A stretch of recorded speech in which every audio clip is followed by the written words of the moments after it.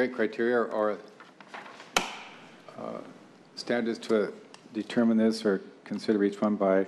A couple of others that I might suggest are, one is accessibility. If we're to be serving the hospital area, I would imagine that some people, either with temporary or permanent disabilities, may be wanting to or have to use the streetcars. So I think that we need to, as best we can, determine which ones will serve people with disabilities most conveniently or best. What about pedestrian travel time from a station to a major destination, whether it's a university or whether it's a hospital or one of the other major centers there, that kind of, you know, that length of time it takes to walk to someplace using some standard.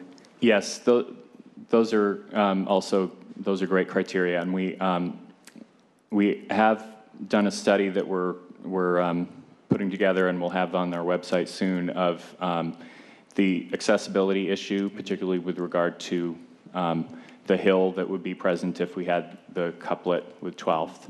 And then the walk time is something that we anticipate factoring into that travel time analysis and ridership potential.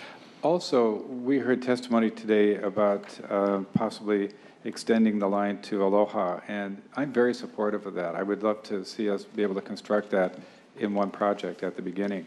And so can you talk about that? What do we have to do to consider extending it from the current end, which is John Street, to Aloha?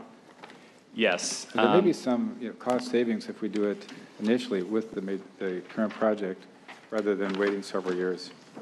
Oh. Yes. And there also may be some funds to do so as well. I understand that I recently received information that there is a federal grant that has been offered. Applications are due February 10th for what are called urban circulators. They will be awarding $130 million to up to 6 awards. So if we were to get one, if you divide that equally, it's about $21.5 million. So is the city going to respond to that request for proposals or that grant? So let me sort of take those in order.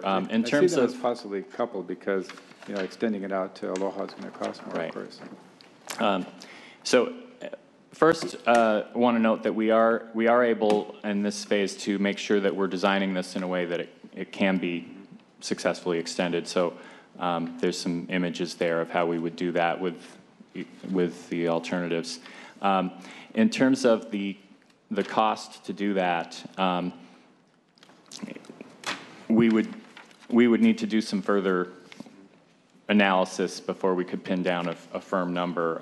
What's the distance? It's about 3/4 of a mile further. Okay. And so that just, looking at a broad cost per mile type of number, that might be, 30 million more, but, possibly it would be less. So that's something that if we had the resources to take this a little further into design, then we could answer those questions.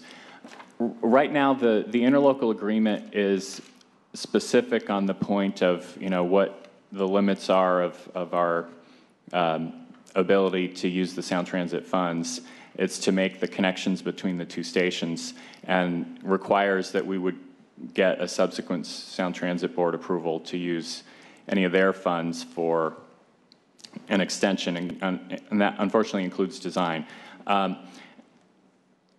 The question of the federal funding, there are some eligibility criteria on that grant that's due in a couple of weeks that we don't meet at this point, but we think it's a very hopeful sign that the federal funds could certainly be a pretty viable source for an extension like this. What are those points that we might be weak on? It requires that you've completed an alternatives analysis and preliminary engineering